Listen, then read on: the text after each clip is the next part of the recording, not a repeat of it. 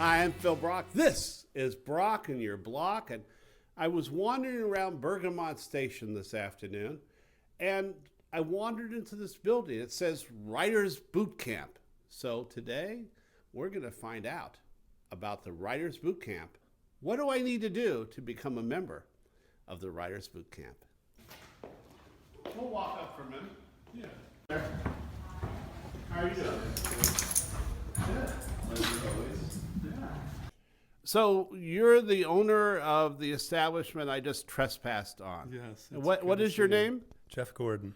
And Jeff, you own something called the Writers Boot Camp. Yes, it's a screenwriting school. I started 28 years ago in my living room in Westwood, but we've been here at Bergamot Station for 18 and a half years. 18 and a half years. Mm-hmm. Now, let me ask you this. I've been told many times that I should be part of a boot camp. Right. This is a different kind of boot camp. This is not a workout boot camp. It's a writing boot camp. How did you get interested in running a boot camp for writers? Well, I'm from Chicago originally, and in my rhetoric degree, where I transferred from accounting, at the end of school at Illinois, I wanted to transfer from publishing into producing. I got excited about movies. I learned about the entertainment business. Fortunately, the Illini were in the Rose Bowl my senior year. I came out to LA and I found out about the 2-year Masters in Producing at USC, and I thought my combination of skills, enjoying writing and understanding how to support creativity from a business perspective, would make me the best creative producer. And after a few years from working for a director, Peter Bogdanovich, as a gopher, reading scripts for a living, freelance, and working at the William Morris training program, I went back to grad school. And at the end of grad school, there was a writer's strike, in the middle actually, and I couldn't find the job.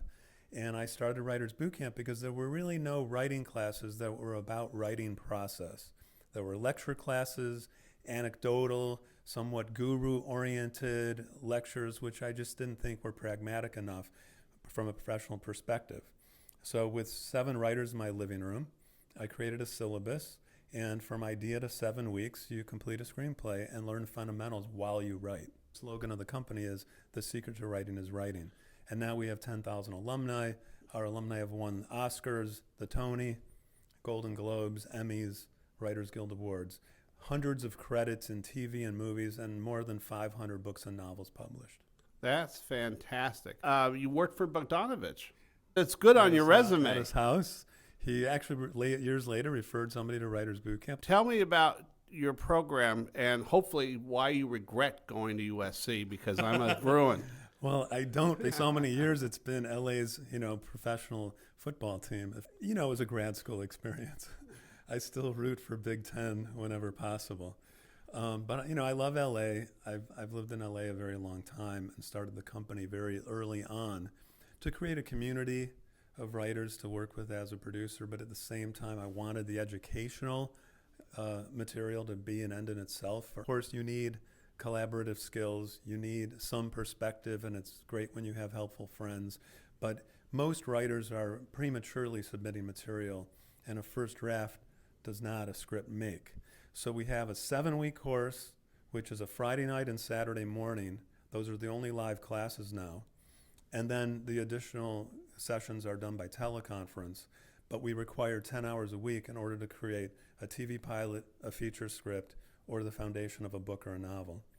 Did you also write? I heard you wanted to be a producer. Did you produce? I did write, and the tools I've created, about 150 of them, including about 50 rewriting exercises, are not formulaic.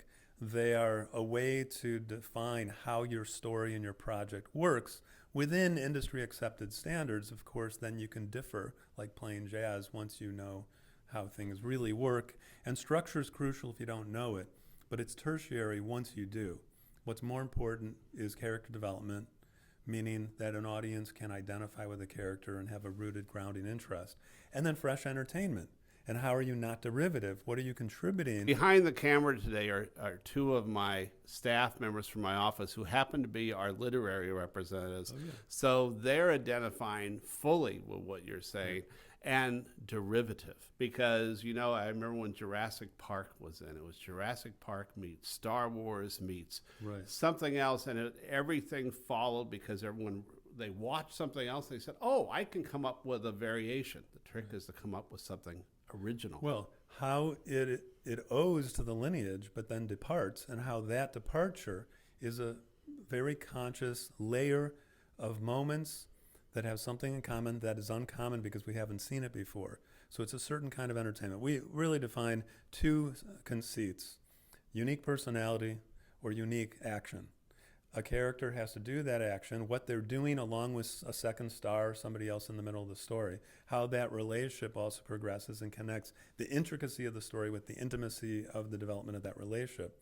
Or a unique personality, and not many even established writers come up with a character whom we've never seen before, who may owe as an archetype, but is still differentiated by the way they engage, whether they're over the top, their attire, their voice, the recurring things that they say, whether it's life is like a box of chocolates or alrighty then. You've been here, you said, how long? We've been at Bergamot for 18 and a half years. So 19 more months till your lease is up. Now, Bergamot in Santa Monica is a wonderful complex of art galleries, art creation. There's a theater. There's a lot of different things, and there's a new expo station next to you. And that's created a host of opportunities, but also oodles of problems for the galleries here. The city has gone through a series of Bergamot design processes. Mm-hmm. None of those have worked so far. They're still in them. I've been very involved because I had a little bit of not being an art gallery, but still being, a collection of artists in the entertainment industry. And since my father, who's gone now, was an architect in Chicago and used to lecture on Impressionism, and it really exposed me to so much. In honor of him, I got very involved as a representative on the Bergamot Advisory Committee. It's been a civic experience. It's been interesting to see how Santa Monica works. My business has been here for a long time. And I can tell everyone that Writers Boot Camp has been wonderful in the community because they open their auditorium up for community workshops, for meetings all the time. So you have always been very welcoming to the Santa Monica community. Running fine art galleries is a very idiosyncratic business and mostly a labor of love. And while some gallery owners may have relationships with artists that they've represented over the years, it's a service business. And it's really, you're a family over here at Bergamot. Right now is threatened by a potential breakup. But the also functionality is what not every even wonderful community member understands, is how much this gallery community and culture has supported philanthropic causes and opened their spaces, as well as the fact that galleries are open at least most of the day and most days. Busloads of kids come, a lot of organizations and groups, and almost nearly every gallery owner and tenant has opened up over the years to thousands of people and hundreds of causes. And as one of the larger spaces at Bergamot, we've gotten very involved in that, and it's complemented our entertainment industry alliances as well. So you've had a long career as a writer guru in Santa Monica and Los Angeles. You have 19 months left on your lease, you said. How long would you like to keep Writers Boot Camp going?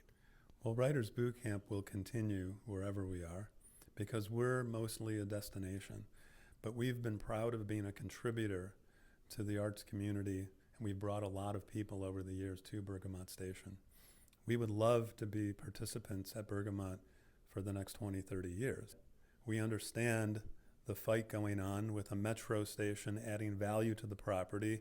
The original property was bought with Big Blue Bus or transportation funds, and we have reached out to Big Blue Bus to do, transit, a partnership between transit and the arts. Having seen where it's going and the fact that the city council may be close to ratifying a developer.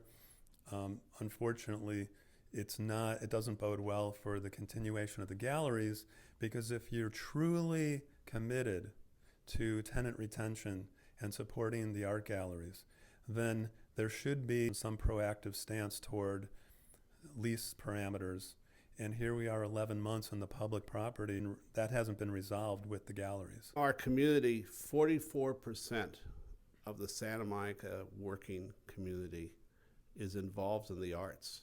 Writing, visual arts, film, television, theater. We're happy you're here. Thank you. We hope But that I you... want to say that we're happy you're here, Phil, because thank as you. a Santa Monican, you've taken a proactive stance. You're a great listener. You're always accessible, and I feel that you really make distinctions that a lot of people are not, a lot of leaders are not making. You have a professional program. Yes, so our 7-week course is open to anybody and requires 10 hours a week. But the key that I realized 18 years ago is that writers need to rewrite. And even though our slogan is Frequently. the secret to writing is writing, truly the secret to a career and where professionals really earn their money and in the future world tend to get paid is through rewriting. So we have a 21-month professional membership. Its classes are every other week. You can keep your day job. You still need the 10 hours a week to write. You complete 3 or 4 scripts in that time. There's a great deal of support. We even throw in basic training as a free gift. That's where I get my jumping jacks and push-ups in. Writing, it really is the key to everything that we do in life. Mm-hmm. And putting our thoughts down on a piece of paper, on a computer screen, whatever we do now, it's so extremely important. It's not always even about writing a script. Mm-hmm. It's about being a better writer in real life as well. Writing is the active extension of the thought process. And when sometimes you don't even know what you're going to say, you don't know it yet, you have to have tools to bring it through yourself to the page, and then it needs to be crafted on the page. Especially in the entertainment industry, when you're in an idea business and it's a highly structured form, it needs to be more explicit. To give you my 15-point premise line checklist, because I created a formatted log line many years ago. Really? Called the premise line. We need a dynamic like this that can progress over a long period of time. So thank you for noticing us. And thank you for being here. It was Absolutely. a pleasure. Absolutely, Phil. For Brock and Your Block, I'm Phil Brock. I'm going to get busy working on writing. And you know what? I need some of those push-ups too. We'll see you next time.